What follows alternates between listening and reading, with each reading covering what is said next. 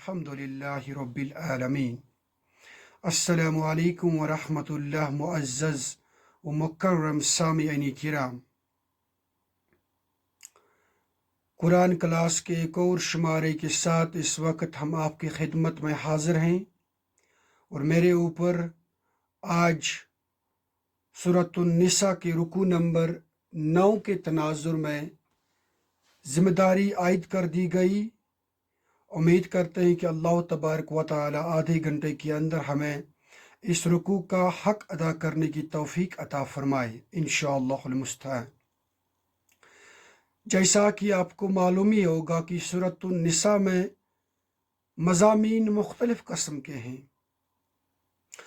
اس میں سب سے پہلے اسلام کے اندر جو معاشرتی اور آئلی قوانین ہیں، احکامات ہیں، اس بارے میں اللہ تبارک و تعالی کئی سارے احکامات سے ہمیں نوازتے ہیں۔ اس کے ساتھ ساتھ اس رکوع کے اندر جو روئے سخن ہے وہ منافقین کے ساتھ ساتھ اہل یہود کی طرف بھی ہے۔ اس رکوع کے اندر بھی روئے سخن جو ہے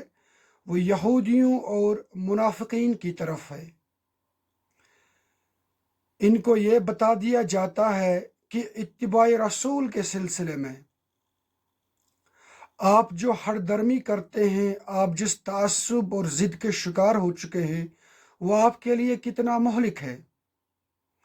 اسی بات کے اوپر اس رکوع کے اندر بہت زیادہ سٹرس دیا جا رہا ہے۔ چنانچہ اس سے پہلے والی جو 2 آیات بینات ہیں، ان میں سے اسلام کے ایک اہم قانون کے اوپر روشنی عائد کر دی جاتی ہے، روشنی ڈالی جاتی ہے، اور وہ یہ ہے کہ آپ اپنی امانتوں کو اہل ایمان کے حوالے کریں، بے ایمانوں کے حوالے نہ کریں۔ اس کے بعد بتا دیا جاتا ہے کہ آپ نے اتباع کرنی ہے، آپ نے پیروی کرنی ہے اللہ کی اور اس کے رسول صلی اللہ علیہ وسلم کی، اور اس کے بعد اہل علم کی۔ اب اگر آپ کے مابین کوئی اختلاف پیدا ہو جائے تو پلٹاؤ اپنے معاملات کو اللہ اور اس کے رسول کی طرف۔ اب اسی سلسلے کو آگے بڑھا دیا جاتا ہے اور سٹرس عائد کر دیا جاتا ہے اتباع رسول پر، اور فرمایا جاتا ہے الم تر الی الذین یزعمون، کیا تم نے غور نہیں کیا ان لوگوں کی طرف جن کا زعم ہے یا جن کا دعویٰ ہے انہم آمنوا بما انزل الیک، کہ وہ تو ایمان لے آئے ہیں اس پر جو اے نبی صلی اللہ علیہ وسلم آپ پر نازل کیا گیا، وما انزل من قبلک، اور اس پر بھی جو اے نبی صلی اللہ علیہ وسلم آپ سے پہلے نازل کیا گیا، یعنی کہ نبی صلی اللہ علیہ وسلم سے پہلے جتنے بھی انبیاء آئے تھے، جتنی بھی صحائف یا جتنے بھی کتب آسمان سے اللہ تبارک و تعالیٰ نے نازل کی تھی، تو انہی لوگوں کے بارے میں بتا دیا جاتا ہے کہ آپ نے ان کے بارے میں غور کیا کہ ان کا یہ جو دعویٰ ہے کہ ہم اے نبی صلی اللہ علیہ وسلم آپ پر ایمان لے آئے ہیں اور آپ سے پہلے جتنی بھی کتابیں اللہ کی طرف سے نازل کردہ ہیں ان پر بھی ایمان لے آئے ہیں، لیکن اس کے برخلاف ان کا طرز عمل کیا ہوتا ہے؟ یریدون ان یتحاکموا الی الطاغوت، وہ چاہتے ہیں کہ اپنے مقدمات کے جو فیصلے ہیں طاغوت سے کروائے، یعنی کہ یہاں پر ان کا دوہرا معیار بالکل واضح ہوتا ہے۔ ایک طرف یہ اتباع رسول کے دعوے دار ہوتے ہیں، لیکن دوسری طرف جب ان کو اپنے معاملات انجام پانے ہوتے ہیں تو رسول کی طرف یہ اتباع نہیں کرتے ہیں، اس کی طرف اپنا چہرہ نہیں کرتے ہیں، بلکہ طاغوت کی طرف کرتے ہیں۔ طاغوت جو لفظ ہے، یہ اس کا معنی جو ہے وہ ہے حد تجاوز سے آگے بڑھ جانا۔ جیسے کہ ہم کہتے ہیں کہ دریا میں طغیانی آ گئی، یعنی کہ جو ایک پانی کی سطح ہوتی ہے، جو سیف سطح ہوتی ہے، جس سے آبادی محفوظ ہوتی ہے، اس سے جب پانی بڑھ جاتا ہے تو ہم کہتے ہیں اس کے اندر طغیانی آ گئی۔ اسی طریقے سے اللہ تبارک و تعالیٰ نے انسانوں کو اختیار دیے ہیں، تو انسان جب اپنے حد میں رہیں گے تو بصحت و سلامت رہیں گے، لیکن جب یہ اپنے حدیں فلانگ دیں گے تو ہم کہہ سکتے ہیں کہ ان کے اندر طغیانی آ گئی اور انہوں نے طاغوت کی روش اختیار کر لی۔ یہاں پر طاغوت اس معنی میں استعمال ہوا ہے کہ یہ لوگ اللہ تبارک و تعالیٰ اور اس کے نبی کے مقابلے میں جتنے بھی قوانین ہیں کفر پر مبنی ہیں، شرک پر مبنی ہیں، یا ان کی اتباع کرتے ہیں یا ان کی پیروی کرتے ہیں۔ اس سلسلے میں روایات کے اندر جو ایک واقعہ بیان ہوا ہے اور جس پر سب سے زیادہ سٹریس ڈاکٹر اسرار نے اپنی تفسیر بیان القرآن میں دیا ہے، وہ یہ ہے کہ ایک مسلمان اور ایک یہودی کے مابین کچھ نزاع پیدا ہو گیا، اور یہودی نے کہا کہ چلو ہم محمد صلی اللہ علیہ وسلم کے پاس چلتے ہیں اور انہی سے اپنا فیصلہ کرواتے ہیں۔ نبی صلی اللہ علیہ وسلم جب دونوں فریقین کے دلائل سنتے ہیں تو معاملہ یہودی کے حق میں پاتا ہے۔ اس کے برخلاف جو مسلمان ہوتا ہے، اپنے آپ کو مسلمان کہلانے والا ہوتا ہے، یا ان سے کہتا ہے کہ نہیں،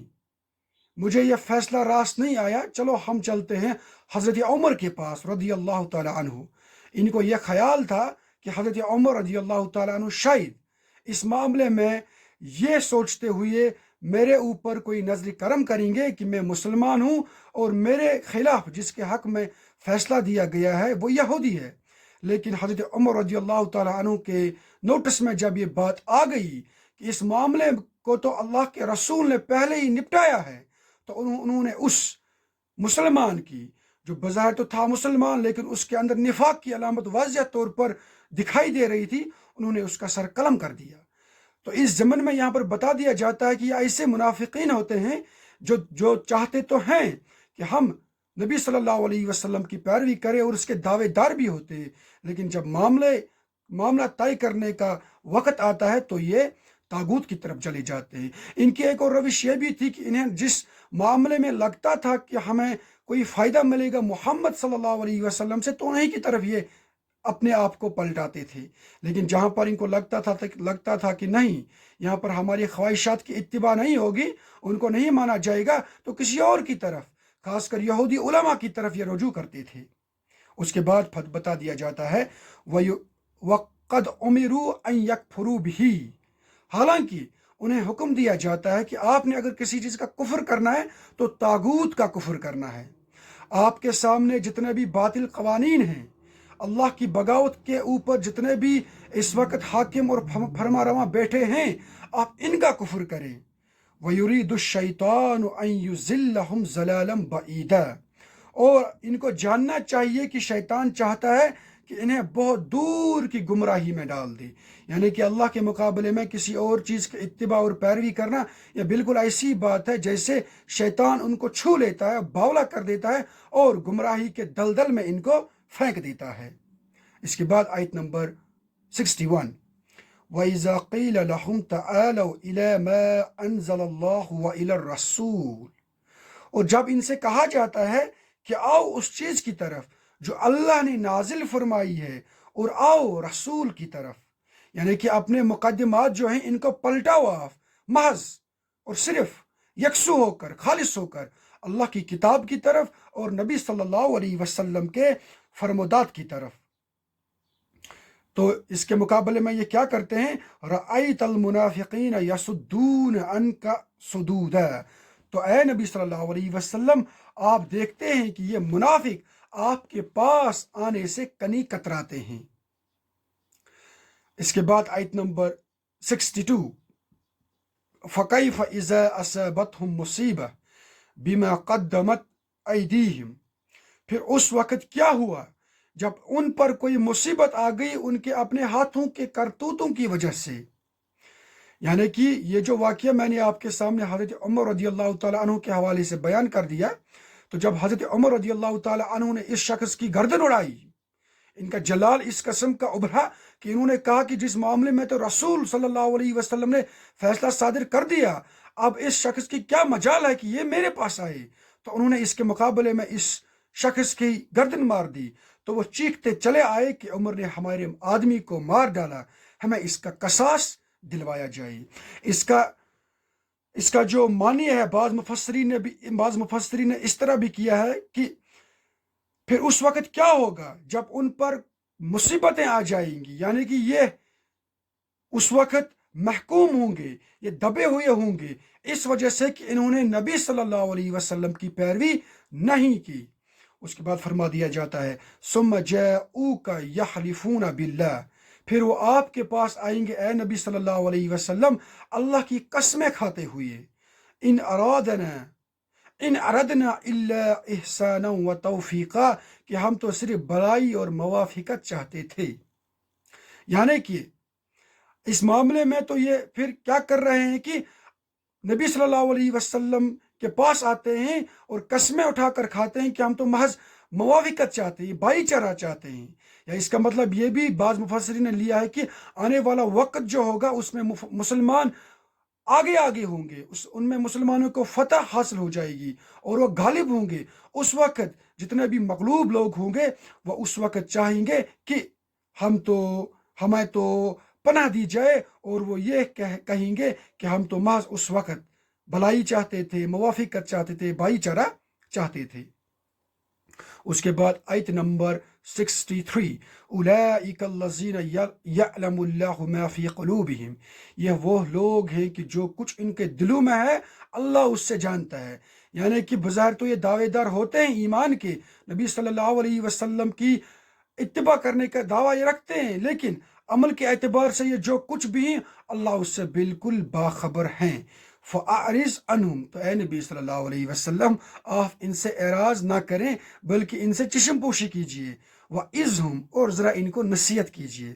وَقُلْ لَهُمْ فِي أَنفُسِهِمْ قَوْلًا بَلِيغًا، اور ان سے خود ان کے بارے میں ایسی بات کہیے جو ان کے دلوں میں اتر جائے۔ یعنی کہ ان سے بڑے موافقانہ انداز میں ان کو بات سمجھائیے، انہیں اللہ تبارک و تعالیٰ کے اس کلام کی حکمت سمجھائیے۔ اس کے بعد آیت نمبر 63 وَمَا أَرْسَلْنَا مِن رَّسُولٍ إِلَّا يُطَاعَ بِإِذْنِ اللَّهِ، ہم نے نہیں بھیجا کسی رسول کو مگر اس لیے کہ اس کی اطاعت کی جائے اللہ کے حکم سے۔ یعنی کہ اس وقت تک جتنے بھی رسول آ چکے ہیں آپ کے اوپر لازم ہے کہ آپ نے ان کی اطاعت کرنی ہے، اور اطاعت کرنے کی وجہ یہ ہے کہ وہ مامور من اللہ ہوتے ہیں، ان کے اتباع کرنے کا جو حکم ہے وہ اللہ کی طرف سے عائد کردہ ہوتا ہے۔ وَلَوْ أَنَّهُمْ إِذْ ظَلَمُوا أَنفُسَهُمْ جَاءُوكَ، اور اگر وہ جب کہ انہوں نے اپنی جانوں پر ظلم کیا تھا آپ کی خدمت میں حاضر ہو جاتے، فَاسْتَغْفِرُوا اللَّهَ، اور اللہ سے استغفار کرتے، وَاسْتَغْفِرَ لَهُمُ الرَّسُولُ، اور رسول بھی ان کے لیے استغفار کرتے، لِوَجَدُوا اللَّهَ تَوَّابًا رَحِيمًا، تو وہ یقیناً اللہ تبارک و تعالیٰ کو بڑا توبہ قبول فرمانے والا اور رحم کرنے والا پاتے۔ یعنی کہ یہ جو واقعہ اس وقت پیش آ چکا ہے اس معاملے میں، اگر یہ کہتے کہ ہم سے واقعی میں کوئی غلطی سرزد ہوئی ہے، یا ہمارا جو آدمی مارا گیا ہے اس نے حقیقتاً میں ایک بہت بڑی غلطی کی ہے، تو اس معاملے میں اگر یہ آتے توبہ اور استغفار کرتے تو اللہ تبارک و تعالیٰ ان کو معاف کرتے۔ لیکن اس کے مقابلے میں جو یہ ہٹ درمی پر اتر آئے ہیں، قصاص لینے پر اتر آئے ہیں، تو اس معاملے میں ان کی یہ روش بالکل صحیح نہیں ہے۔ اس زمن میں اس کا مطلب یہ بھی ہو سکتا ہے آگے جو مسلمان غالب ہونے والے ہیں اس وقت یہ لوگ اگر نبی صلی اللہ علیہ وسلم کی خدمت اقدس میں حاضر ہوں گے اور توبہ و استغفار کریں گے تو اللہ تبارک و تعالیٰ ان کو ضرور معاف فرمائیں گے۔ اس کے بعد آیت نمبر 65 فَلَا وَرَبِّكَ لَا يُؤْمِنُونَ حَتَّى يُحَكِّمُوكَ فِي مَا شَجَرَ بَيْنَهُمْ، پس نہیں، آپ کے رب کی قسم اے نبی صلی اللہ علیہ وسلم، یہ ہرگز مومن نہیں ہو سکتے جب تک کہ یہ آپ کو حکم نہ مانے ان تمام معاملات میں جو ان کے مابین پیدا ہوں گے۔ اتباع رسول صلی اللہ علیہ وسلم کے حوالے سے یہ ایک نہایت ہی اہم آیت ہے، بلکہ اس کے اندر اتباع رسول کا جو سمم بونس ہے، جو ایک معنی ہوگا کسی چیز کا، اس کو اس آیت کے اندر سمو دیا گیا ہے، اور آگے کہا جا رہا ہے ثُمَّ لَا يَجِدُوا فِي أَنفُسِهِمْ حَرَجًا مِّمَّا قَضَيْتَ، پھر جو کچھ اے نبی صلی اللہ علیہ وسلم آپ فیصلہ صادر فرمائیں گے اس پر یہ لوگ اپنے دلوں میں بھی کوئی تنگی محسوس نہ کریں گے، وَيُسَلِّمُوا تَسْلِيمًا، اور سر تسلیم خم کریں جیسا کہ سر تسلیم خم کرنے کا ان کو حق ہے اور ان کو جو سر تسلیم خم کرنے کا حق بنتا ہے۔ یعنی کہ اتباع رسول صلی اللہ علیہ وسلم کے ضمن میں بات بالکل واضح ہے، اور وہ یہ ہے کہ آپ نے اپنے تمام معاملات کے حوالے سے نبی صلی اللہ علیہ وسلم کو حکم ماننا ہے۔ آپ کو اگر کوئی مسئلہ درپیش ہوگا تو اس حوالے سے آپ کو کیا کرنا ہے کہ نبی صلی اللہ علیہ وسلم کو آپ کو فیصلہ ساز ماننا ہے۔ اس وقت اگر ہمارے درمیان رسول صلی اللہ علیہ وسلم بہت سے شخص موجود نہیں ہیں، لیکن بہت سے انسٹیٹیوشن وہ اس وقت بھی ہمارے درمیان موجود ہیں۔ ان کی جو تعلیمات ہیں، فرمودات ہیں، آثار ہیں، قرائن ہیں، سیرت ہے، اس کا ذرہ ذرہ جو کچھ بھی ہماری ہدایت کے لیے صحیح ثابت ہوگا، اس کو اللہ تبارک و تعالیٰ نے ہمارے لیے آج تک محفوظ رکھا ہے۔ تو ہمارے لیے بالکل یہ بات واضح ہو جائے گی کہ جس معاملے میں بھی ہمیں کوئی اختلاف پیدا ہو جائے گا، اور اس معاملے میں نبی صلی اللہ علیہ وسلم کی جتنے بھی احادیث ہوں گی، جتنے بھی فرمودات ہوں گے، ان کی اتباع ہمیں لازمی کرنی ہے، بلکہ دل کی گہرائیوں سے کرنی ہے۔ اگر کہیں جگہ پر بھی ہم بظاہر تو مانیں گے نبی صلی اللہ علیہ وسلم کے حکم کو، لیکن دل کے اندر قدورت ہوگی، دل ماننے کو تیار نہیں ہوگا، تو ہمیں اپنے ایمان کا چیک کرنا ہوگا۔ ہمیں دیکھنا چاہیے کہ ہمارا ایمان اس ڈھنگ کا نہیں ہے جس ڈھنگ کا مطلوب ہے۔ تو اس سلسلے میں یہاں پر یہی فرما دیا جاتا ہے کہ نبی صلی اللہ علیہ وسلم جب کسی معاملے میں کوئی فیصلہ صادر فرماتے ہیں تو ہم اپنے دلوں کے اندر بھی کوئی قدورت نہیں رکھتے ہیں۔ تو اس سلسلے میں یہاں پر اس چیز کو مزید واضح کر دیا گیا ہے۔ اس کے بعد فرما دیا گیا ہے آیت نمبر 66 میں، وَلَوْ أَنَّا كَتَبْنَا عَلَيْهِمْ أَنِ اقْتُلُوا أَنفُسَكُمْ، اور اگر ہم نے ان پر فرض کر دیا ہوتا، ان کو حکم دیا ہوتا کہ قتل کرو اپنے آپ کو، أَوْ اخْرُجُوا مِن دِيَارِكُمْ، یا اپنے گھروں سے نکلو، مَا فَعَلُوهُ إِلَّا قَلِيلٌ مِّنْهُمْ، تو یہ اس کی تعمیل نہ کرتے سوائے ان میں سے چند ایک کے، وَلَوْ أَنَّهُمْ فَعَلُوا مَا يُؤْذُونَ، اور اگر یہ لوگ وہ کرتے جس کی ان کو نصیحت کی جا رہی ہے، لَكَانَ خَيْرًا لَهُمْ وَشَدَّ تَثْبِيتًا، تو یہی ان کے لیے بہتر ہوتا اور انہیں دین پر ثابت قدم رکھنے والا ہوتا۔ یعنی کہ ابھی تک کے جتنے بھی احکامات ہم نے ان کو دیے ہیں، ابھی تک نبی صلی اللہ علیہ وسلم جو کچھ ان کو فرما رہے ہیں، یہ اگر اس کی پیروی کرتے تو ان کے لیے نہایت ہی بہتر ہوتا۔ کیا پتہ اللہ تبارک و تعالیٰ ان کے اوپر اس سے زیادہ احکامات وارد کرتے، ان سے زیادہ سخت احکامات وارد کرتے، جن میں یہ بھی ہو سکتا تھا کہ ان کو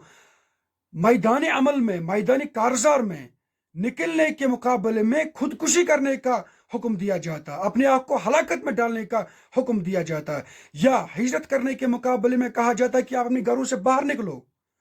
اور بھٹکو پوری دنیا میں۔ تو ان کے مقابلے میں اگر ان کو ایسا حکم دیا جاتا تو یہ لوگ اس کی تعمیل نہیں کرتے، نہیں کر سکتے تھے۔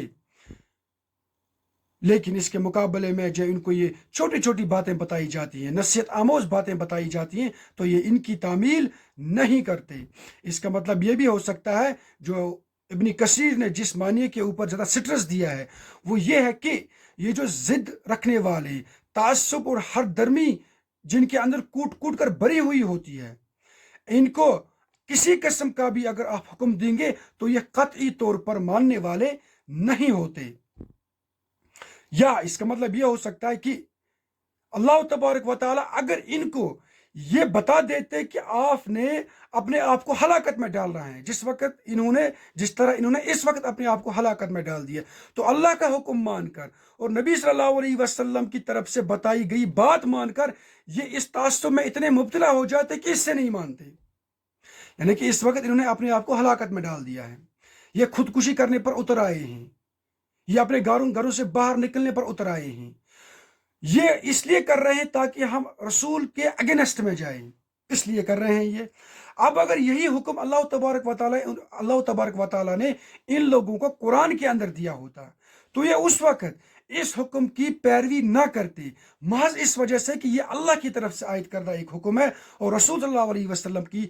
طرف سے فرمان کردہ ایک قول ہے۔ تو اس وجہ سے یہ اس چیز کی بھی اتباع نہیں کرتے۔ الغرض کہنے کا مطلب یہاں پر از بس یہی ہے کہ یہ لوگ نبی صلی اللہ علیہ وسلم کی مخالفت میں بہت آگے نکل چکے ہیں۔ اس کے بعد آیت نمبر 67، وَإِذَا لَآتَيْنَاهُم مِّن لَّدُنَّا أَجْرًا عَظِيمًا، اور اس صورت میں ہم انہیں اپنے پاس سے بہت بڑا اجر دیتے، یعنی کہ اس کے مقابلے میں جو اگر یہ چھوٹی چھوٹی باتوں پر ایمان لے آتے، نبی صلی اللہ علیہ وسلم کی بہترین نصائح کو مانتے، تو ہم ان کو بہت بڑا اجر دیتے۔ اس کے بعد آیت نمبر 68، وَلَهَدَيْنَاهُمْ صِرَاطًا مُسْتَقِيمًا، اور انہیں ہدایت فرما دیتے سیدھی راہ کی طرف۔ اس کا مطلب یہ بھی ہے کہ جب کوئی انسان اپنے دل کے اندر، اپنے دل کے تاروں سے اس چیز کا طالب ہو کہ اللہ تبارک و تعالیٰ اسے ہدایت دے، اور وہ عملاً بھی اس کے لیے کوشش کرتا رہے گا، تو اللہ تبارک و تعالیٰ اسے ضرور ہدایت دیں گے۔ لیکن جو انسان مزید ضد پر، ہردرمی پر، بغض اور عناد پر، تعصب پر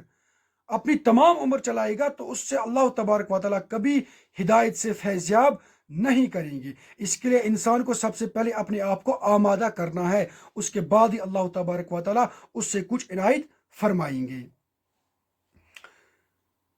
اس کے بعد آیت نمبر 69، وَمَن يُطِعِ اللَّهَ وَالرَّسُولَ فَأُولَٰئِكَ مَعَ الَّذِينَ أَنْعَمَ اللَّهُ عَلَيْهِمْ، اور جو کوئی اطاعت کرے گا اللہ کی اور اس کے رسول کی، تو یہ وہ لوگ ہوں گے جنہیں معیت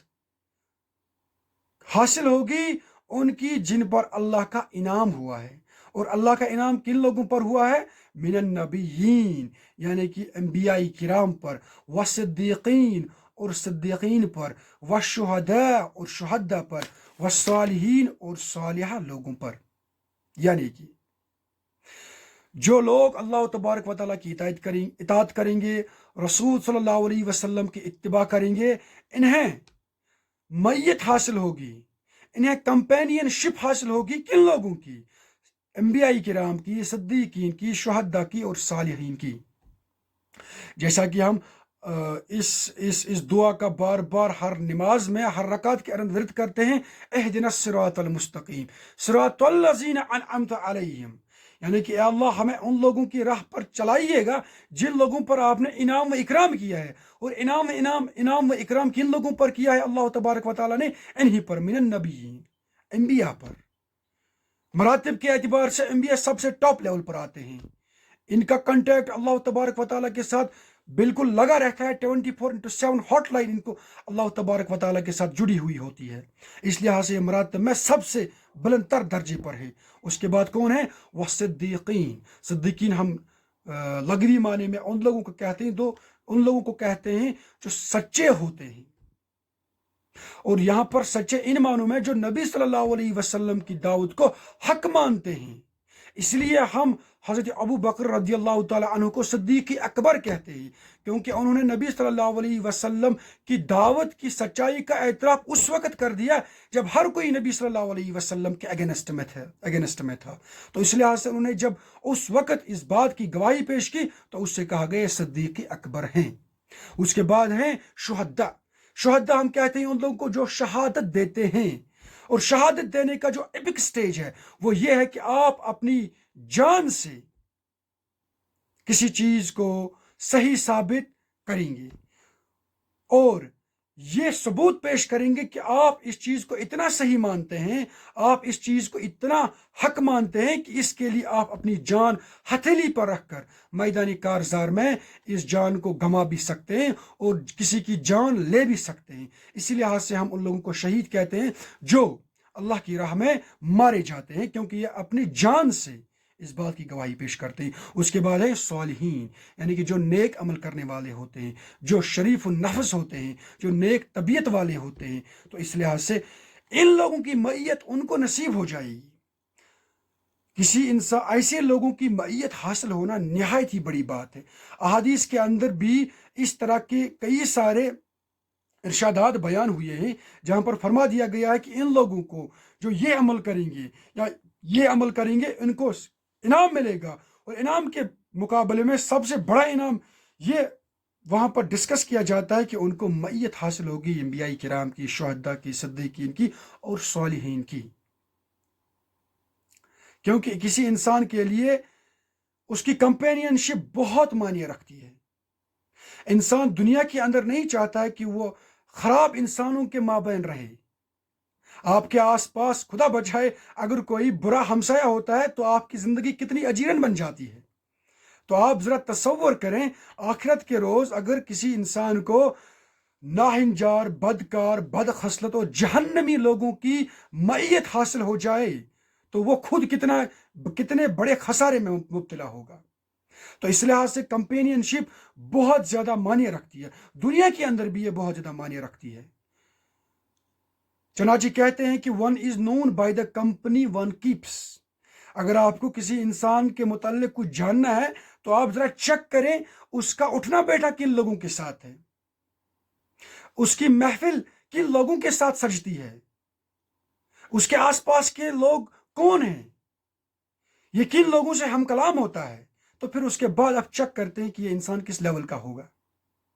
وہ ایک اقبال کا شعر بھی ہے کہ خراب کر گئی شاہین بچے کو صحبت زاگ، نہیں ہوئی نہ پیدا بلند پروازی، ہوئی نہ زاگ میں پیدا بلند پروازی، جی بالکل، ہوئی نہ زاگ میں پیدا بلند پروازی، خراب کر گئی شاہین بچے کو صحبت زاگ۔ یعنی کہ شاہین کا جو بچہ ہے اس کے ازل میں تو یہ لکھا ہے کہ وہ پہاڑوں کی چٹانوں پر اپنی جو اس کی فلائٹ ہوگی، اس کی جو پرواز ہوگی، وہاں سے وہ اس کو بھرے گا، لیکن اس کا اٹھنا بیٹھنا جب زاگ کے ساتھ رہا، زاگ کے بچوں کے ساتھ رہا، تو اسے اپنی بلند پروازی تک بھول گئی۔ تو ایسا ہی معاملہ اس دنیا کے اندر بھی ہے اور آخرت کے اندر بھی ہے۔ اس دنیا کے اندر اگر آپ اچھے لوگوں کی صحبت میں رہیں گے تو آپ اچھا ہی بنیں گے، آپ کے اندر اچھے خیالات ابھریں گے، آپ کی زندگی اچھی بن جائے گی۔ اور کمپینین شپ کے حوالے سے اگر آج کل انسان آپ کو میسر نہیں ہے لاک ڈاؤن کی وجہ سے یا باقی جو آج کل کے حالات و واقعات ہیں ان کے حوالے سے، تو آپ کتابوں کو اپنا کمپینین بنائیے۔ اس وقت ماہ مبارک کا بابرکت اور مقدس مہینہ چل رہا ہے، آپ قرآن کو اپنا کمپینین بنائیے، اس کو اپنا ساتھی بنائیے، آپ احادیث کی کتابوں کو اپنا ساتھی بنائیے، آپ اسلامی لٹریچر کو اپنا ساتھی بنائیے، آپ باقی جتنے بھی علوم ہیں ان کو اپنا ساتھی بنائیے، آپ اچھی اچھی کتابوں کو اپنا ساتھی بنائیے۔ تو جب آپ ان چیزوں کو اپنا ساتھی بنائیں گے انشاءاللہ المستعان آپ کی زندگی یہاں پر بھی اچھی ہوگی اور آنے والے وقت میں بھی اچھی ہوگی۔ اب آج کی دنیا ورچوئل دنیا ہے، آپ دن میں، ہم سب تقریباً دن میں تھوڑا سا وقفہ ہی صحیح لیکن آن لائن سوشل میڈیا پر گزار بھی دیتے ہیں۔ تو وہاں پر اگر آپ کے فرینڈ لسٹ میں خراب لوگ ہوں گے، بدکار اور سیاہ لوگ ہوں گے، تو ان کا جو نیوز کا جو فیڈ ہوتے ہیں وہ آپ کے وال پر ابھرے گا، آپ ان کی صحبت میں رہیں گے تو یہ آپ کی خرابی کا ایک بہت بڑا ذریعہ بن جائے گا۔ اس کے مقابلے میں وہاں پر بھی اگر آپ کو اچھے اچھے لوگوں کے ساتھ تعلقات ہوں گے تو آپ کو اچھی اچھی باتیں سننے کو ہی ملیں گی۔ الغرض کہنے کا مطلب یہ ہے کہ انسان کے آس پاس کے جتنے بھی لوگ ہوتے ہیں جن کے ساتھ اس کی صحبت ہوتی ہے، یہ انسان کی ڈیولپمنٹ پر بہت زیادہ اثر کرتی ہیں۔ تو اس لحاظ سے انسان کو یہ بھی چاہیے کہ یہ اللہ سے دعا مانگے کہ یا اللہ نہ صرف آخرت میں مجھے آپ رسولوں کی، نبیوں کی، صدیقین کی، صالحین کی اور شہداء کی معیت نصیب فرما، بلکہ اس دنیا کے اندر بھی مجھے آپ صالحین کی معیت عطا فرما۔ اس کے بعد فرما دیا جاتا ہے آیت نمبر 70، آیت نمبر 69، وَحَسَنُ أُولَئِكَ رَفِيقًا، اور یہ جو لوگ ہیں ان کی رفاقت کے کیا کہنے، یہ کتنی بہترین رفاقت ہے، کتنی اچھی رفاقت ہے۔ ذالک الفضل من اللہ، یہ فضل ہے اللہ کی طرف سے، یعنی کہ ایسی معیت نصیب ہونا یہ کتنا بہت بڑا اکرام، انعام اور اکرام کے لائق ہے۔ آپ دیکھیں دنیا کے اندر جب کوئی بڑا لیڈر آپ کے سائڈ میں ہوگا، آپ نے اگر اس کے ساتھ ہائی ہیلو بھی کر دیا تو آپ ایک فوٹو اٹھاتے ہیں اور اس کو پھر اپنے دوستوں کو دکھاتے ہیں، دیکھو میرا اٹھنا بیٹھنا کن لوگوں کے ساتھ ہے۔ اب ذرا تصور کریں آخرت کے روز اگر ہم نبیوں کے بغلوں میں ہوں گے، ان کی محفلوں میں ہوں گے، ہم اپنے نبی صلی اللہ علیہ وسلم کے بالکل سائڈ میں ہوں گے، کندھے سے کندھے ملا کر ہوں گے، تو آپ اس وقت تصور کریں کہ انعام اور اکرام کی لیول کتنی بڑی ہوگی۔ آپ اپنے آپ کو کتنا فخریہ محسوس کریں گے، آپ کے اندر آپ کتنا اچھا محسوس کریں گے، آپ کتنا سر اٹھا کر اس وقت ہوں گے۔ تو یہ اللہ کی طرف سے ایک بہت بڑا فضل ہے ان لوگوں کے لیے۔ وکفا باللہ علیما، اور اللہ کافی ہے ہر شے کے جاننے کے لیے، یعنی کہ اتباع رسول صلی اللہ علیہ وسلم کے سلسلے میں جو لوگ عملاً بھی اور قولاً بھی صحیح ثابت ہوتے ہیں، سچ ثابت ہوتے ہیں، اللہ تبارک و تعالی ان کی خوب جانتے ہیں۔ اور اس کے مقابلے میں جو لوگ عملاً اور قولاً دونوں طرف سے نبی صلی اللہ علیہ وسلم کی پیروی نہیں کرتے ہوں گے تو ان کو آخرت کے روز بھی کچھ نصیب نہیں ہوگا، اور اللہ اس چیز سے بھی بالکل باخبر ہیں۔ اور یہ جو منافقین لوگ ہیں جو ظاہر میں کہتے ہیں کہ بھائی ہم تو نبی کی ماننے والے ہیں، لیکن جب اپنے احکامات ان کو حل کرنے ہوتے ہیں تو ان لوگوں کے پاس چلے جاتے ہیں جہاں پر ان کو لگتا ہے کہ ہمیں فائدہ ملے گا، ہمارے اگینسٹ میں معاملہ نہیں ہوگا۔ اللہ تبارک و تعالی ہمیں ان لوگوں سے بچائے جو قولاً ایک ہوتے ہیں لیکن عملاً کچھ دوسرے ہوتے ہیں۔ اور اللہ تبارک و تعالی ہمیں آخرت کے روز بھی اور اس دنیا کے اندر بھی ہمیں ان لوگوں کی معیت سے سرفراز عطا فرمائے جو صالحین ہوں گے، جو صدیقین ہوں گے اور جو شہداء ہوں گے۔ اللہ تبارک و تعالی ہمیں زیادہ بولنے، زیادہ سننے سے زیادہ عمل کرنے کی توفیق عطا فرمائے۔ السلام علیکم ورحمۃ اللہ۔